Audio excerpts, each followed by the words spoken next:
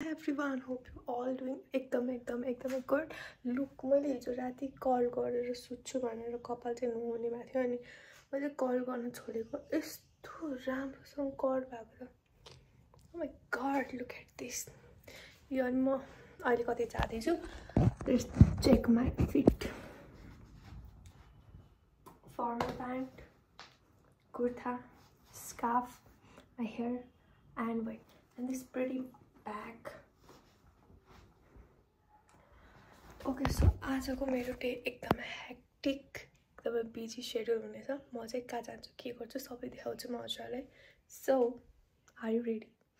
म पनि एकदम एक्साइटेड छु तर मेरो कपाल चाहिँ अलि भएन जस्तो छ, but it's okay. गाइस, म चाहिँ अब निस्किन थालेको.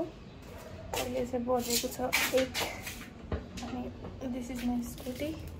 This is charger किनभने मेरो फोनमा चार्ज छैन अनि रेनकोट अनि सो अब चाहिँ म जान्छु फर्स्टमा चाहिँ तेल हाल्न किनभने तेल छैन स्कुटीमा. ओफ, oh my god, कोही डम्प चाहिँ हुन सक्छ. वेट पेट्रोल पम्पमा गएर भेट्नुपर्छ. मैले केक सुन्नको लागि गएको थिएँ. सो ओके, कस्तो गर्मी छ बाहिर. A few moments later. Guys, म यति धेरै जाममा परिसकेँ. मैले तेल पनि हालेर आइसकेँ तर मैले A few inches later. Guys, म चाहिँ भाइको स्कुलमा चाहिँ आएको थिएँ. म चाहिँ पेट्रोल पनि भरेर त्यसपछि जाममा परेर एकछिन गौशालाको त्यसपछि म आएँ. अनि आज मलाई बाटोमा के भयो भनेर भन्छु म हजुरलाई. एकछिन मेरो स्टोरी सुनाउँछु. यो चाहिँ बाबाको स्कुल. अनि के अरे म यस्तै नर्मल्ली आफ्नै स्पिडमा आइरहेको थिएँ. अनि के भयो भन्दाखेरि त्यतिखेर चाहिँ आफ्नै स्पिडमा आउँदाखेरि एकजना साइडमा यतिकै हिँडिराख्नु भएको थियो कि नर्मल मान्छे. अनि उहाँले चाहिँ सुस्तै हिँडिरहेको थियो. म पनि सुस्तै चलाइरहेको थिएँ नि यस्तै थुक्दिनु भयो मेरो त्यहाँ प्यान्टमा. जब कि मलाई त्यो थाहा पनि थिएन कि मेरो प्यान्टमा उहाँले थुक्दिनु भयो. अनि पछि म पछाडि फर्केर हेरेँ अनि मलाई कस्तो नेगेटिभ भाइब आयो क्या उहाँदेखि. अनि त्यसपछितिर चाहिँ मैले उहाँलाई पछाडि फर्केर हेर्दाखेरि उहाँ चाहिँ त्यो सबै मान्छेलाई पनि त्यस्तो गर्दै हिँडिराख्नु भएको रहेछ कि. अनि पछि मलाई त थाहा पनि थिएन उहाँले मेरो प्यान्टमा थुकेको. अनि अगाडि आएर ठ्याक्कै हेरेर त छ्या भनेर छ्या. अनि अहिले चाहिँ म यहाँ बाबाको स्कुलमा आइसकेँ. यही थियो आज मेरो एकदम नराम्रो जान जस्तो दिन. अनि पेट्रोल पनि हालेँ, जाममा पनि परेँ, बाबुको स्कुलमा पनि पुगेँ. अब चाहिँ मलाई भक्तपुरमा चाहिँ एउटा सामान पनि किन्नु थियो. के सामान भन्दा चाहिँ त्यो अहिले म भन्न मिल्दैन, म घर गएर देखाउँछु यदि मैले किनेँ भने. सो त्यो चाहिँ यही नजिकै नै छ त्यसको पसल.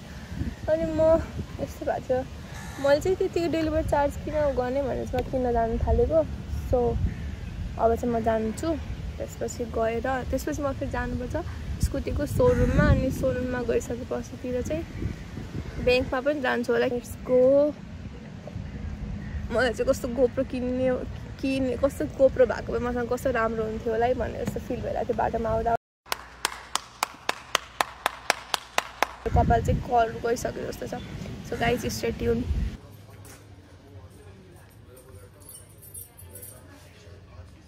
मैले चाहिँ किन्न आएको थिएँ. त्यो किनेर जान लागिसकेँ. सो अब चाहिँ म जानुपर्ने हुन्छ सोरुममा. म चाहिँ हराएँ भनेर सोचिरहेको थिएँ. वाउ देखि. सो गाइस, म गएर देखाउँछु. स्कुटी चाहिँ यहाँ छ. कस्तो गर्मी छ कि बाहिर. ओ माई गड, सो मच गर्मी. म घर गएर देखाउँछु ल. तर म देखाउनु होला किनभने अहिले देखाउने खालको कुराहरू होइन.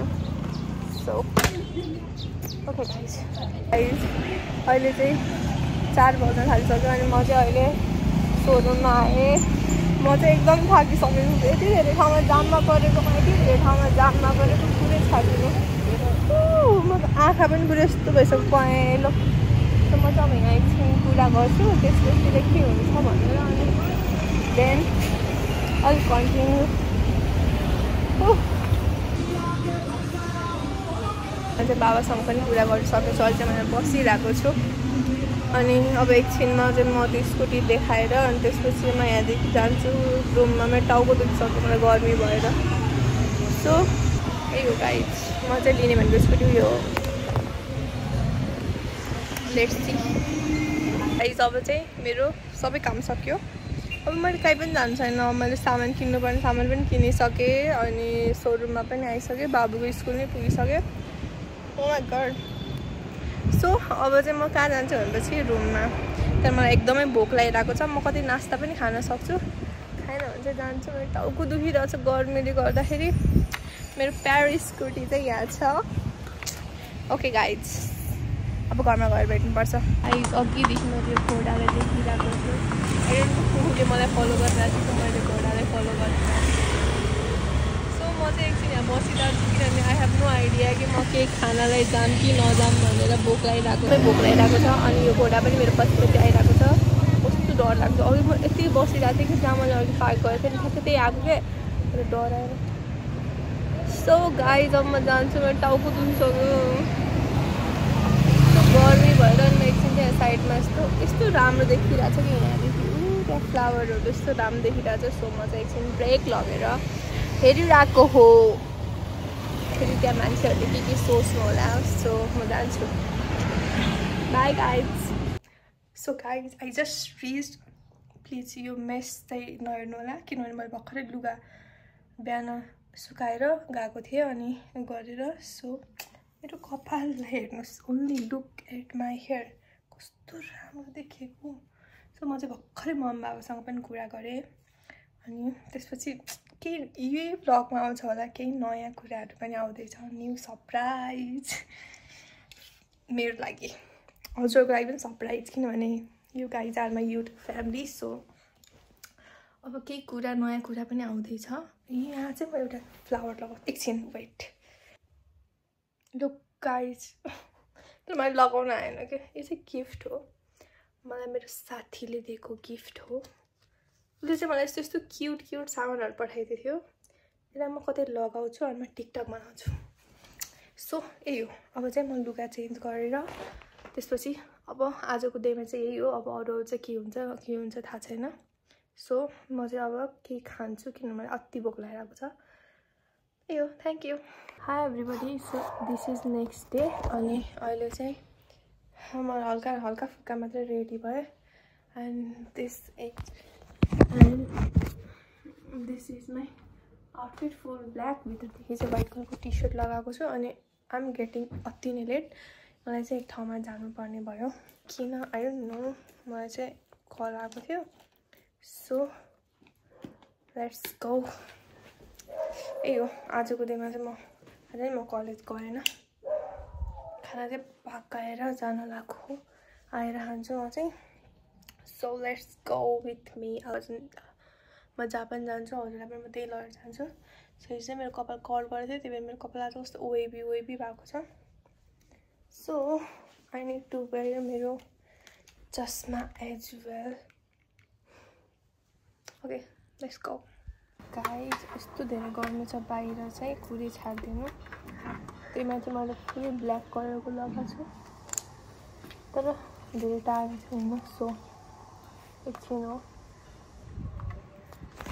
Okay here is my scooty अब म निकाल्छु अनि जान्छु सो गाइज म चाहिँ घर पुगिसकेको थिएँ तर मेरो फोन चाहिँ बाहिरै थियो स्कुटीमा नै गाइजहरूलाई भनेको कि अनि मेरो फोन चाहिँ बाहिर स्कुटीमा नै थियो जो कि मलाई थाहा थिएन अनि म घर आएँ भनेर भ्लगमा भन्छु भनेको त मेरो फोन नै नै त्यसतिर मैले चाहिँ घर आएर खाना पनि खाएँ अनि अब चाहिँ म बसेर पढ्नुपर्ने हुन्छ किनभने my exam is so near अनि मैले चाहिँ पेस्ट्री पनि ल्याएर आएको छु यस्तो मजासँग खान्छु तर अहिले खाना भर्खरै भएर खाना खाएको सो म चाहिँ कति धेरै टाइम लाग्छ होला सोचिरहेको थिएँ कि म 5 मिनट मात्रै लाग्यो जान नै 4 मिनट लाग्यो जान 5 मिनट लाग्यो आउन त्यहाँ बसेमा 5 मिनट जति ओके सो यही हो आज चाहिँ म कहीँ पनि जाँदैन किनभने मेरो क्लास चाहिँ किन क्लास नगएको आज चाहिँ म भन्दाखेरि अहिले चाहिँ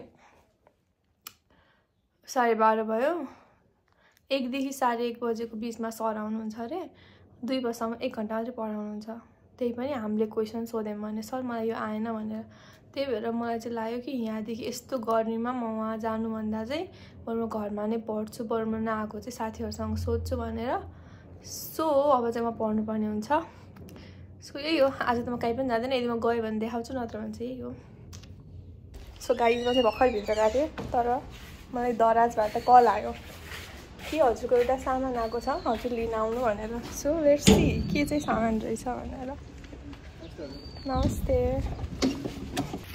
सो गाइज मैले चाहिँ सामान पाइसकेँ यो चाहिँ उसको गिफ्ट हो सुजनाले चाहिँ गिफ्ट पठाएको थियो अनि यो चाहिँ त्यही हो यो चाहिँ आउन बाँकी नै थियो अरू 6वटा चाहिँ मैले रिसिभ गरिसकेको थिएँ सो गाइज यो चाहिँ सुजुले अर्डर गरिदिएको गिफ्ट हो सुजुले चाहिँ मेरो बर्थडेको बेलामा आज मेरो बर्थडे भएको 1 महिना हुन थालिसक्यो सुजु किन यति ढिलो कसैले गिफ्ट पनि ढिलो दिन्छ सो उसले चाहिँ मेरो लागि 6-7वटा गिफ्ट अर्डर गरिदिएको थियो कस्तो गरिदिएको थियो भन्न आउँछ क्या अनि 7वटामा 6वटा चाहिँ मैले रिसिभ गरिसकेको थिएँ उसले चाहिँ मलाई मनपर्ने क्युट खालको सामानहरू गिफ्ट गरेको थियो त्यसको लागि चाहिँ म एकदमै खुसी थिएँ मैले उसलाई भिडियो बनाएर पठाएर ऊ पनि गरिसकेँ सो के सामान भनेर चाहिँ म देखाउँदैन गिफ्ट इज गिफ्ट अनि त्यसपछितिर यो पनि एउटा हो अरे अनि यो चाहिँ चाइनादेखि मगाएको अरे अनि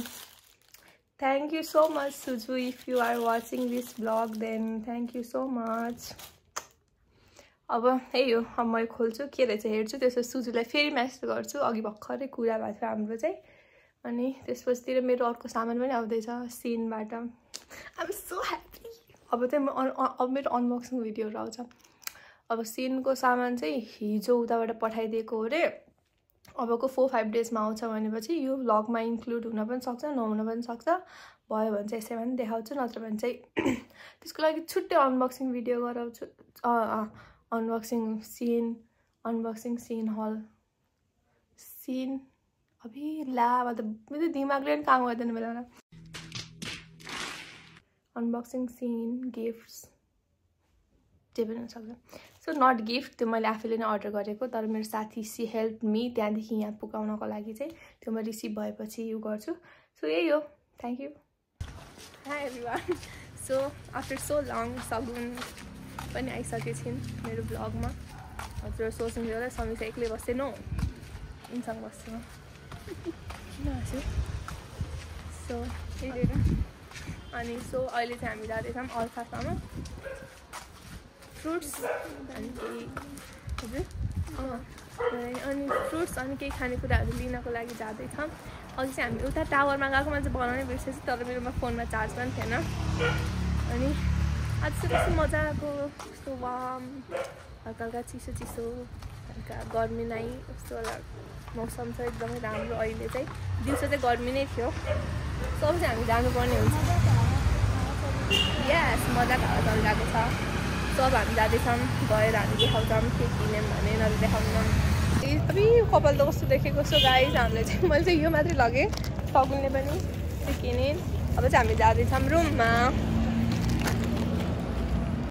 so guys thank you for watching अनि अहिले चाहिँ बजेको छ इट्स 11:40 अनि म चाहिँ पढ्दै थिएँ अनि मैले चाहिँ ठ्याक्कै फोन हेर्छु भनेको नि स्टोरेज पनि नरहेछ त्यही भएर आई डिसाइड कि यो भ्लग अपलोड गरिदिन्छु अनि अरू भ्लग गर्छु भनेर सो म चाहिँ आफ्नो भर्खरै सबै बन्द गरेर राखेँ अब चाहिँ इट्स टाइम फर स्लिप एकछिनमा सुत्छु म मेरो आँखा पनि त्यस्तो भइसक्यो so thank you for watching don't forget to like comment share and subscribe अनि अब चाहिँ म सकेसम्म 2-3 दिनमा भ्लग अपलोड गर्छु किनभने यति अरू काममा त अरू बेलामा त गरिरहेको हुन्छु अनि यति भिडियो गराउने काम त हो नि त्यही पनि थोरै भिडियोको लागि मात्रै गरिरहेको पनि हुँदैन नि त गरिरहेको काम तर भिडियोमा देखाइरहेको हुन्छु सो यही हो थ्याङ्क यू फर वाचिङ अब चाहिँ केही नयाँ कुराहरू आउँदैछ सो स्टे ट्युन बाई